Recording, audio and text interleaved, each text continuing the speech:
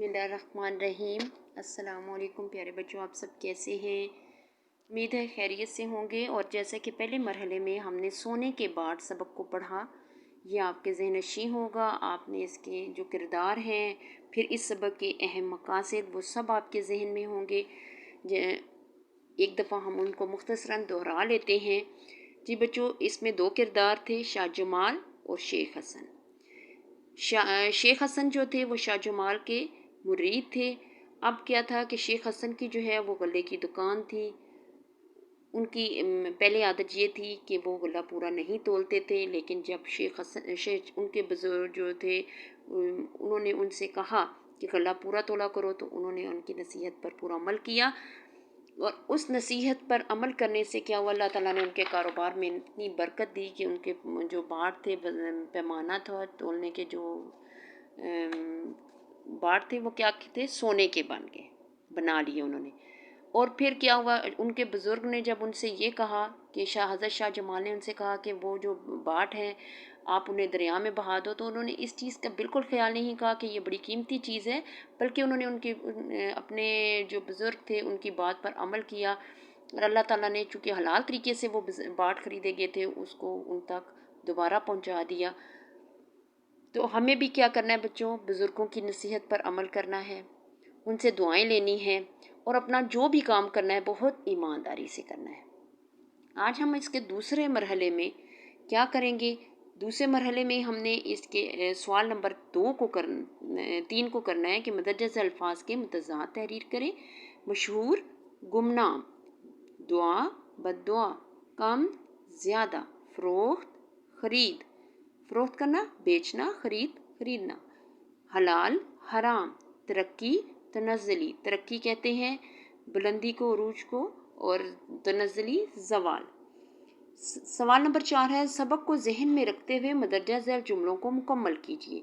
जी बच्चों, पढ़ाई आपने की है, आपने अब इसको मुकम्मल करना है। सबक के जो अल्फाज इस्तेमाल हुए वही लगाने हमने। हज़रत शाह जमाल एक मशहूर बुज़ुर्ग थे। इससे पहले शेख हसन कम तोलते थे।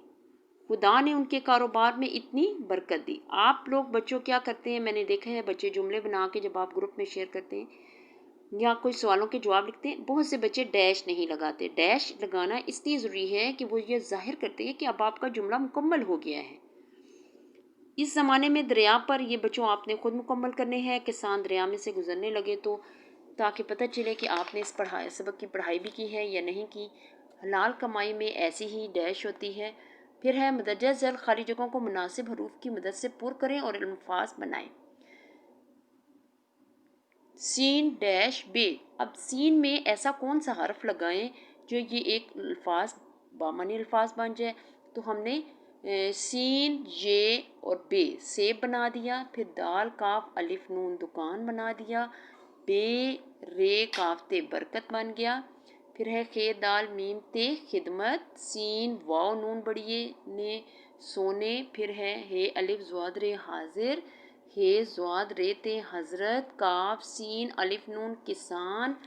ये ज़्यादातर अल्फाज बच्चों आपकी किताब से ही लिए गए हैं, जो सबक आपने पढ़ाई की। वाव, अलिफ, बे, सीन वापस।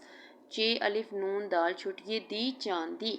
जी बच्चों, अब उसके बाद सवाल नंबर 6 है, मदरजा ज़ैल खाली जगहों को मुनासिब हरूफ की मदद से पुर कीजिए। इसमें भी आपने क्या करना है कि सबक में से ही हरूफ जो आपने पढ़ाई की है जहन में रखते हुए इस खाली जगह को मुकम्मल करना है। जैसे शेख हसन के दिल में ये ख्याल बिल्कुल नहीं आया। आपको याद होगा ना, शेख हसन के, कहाँ बढ़िए, के दिल में ये ख्याल। अब इसी तरह आप इसको मुकम्मल करते जाएं। बिल्कुल नहीं आया कि ये बाट सोने के हैं।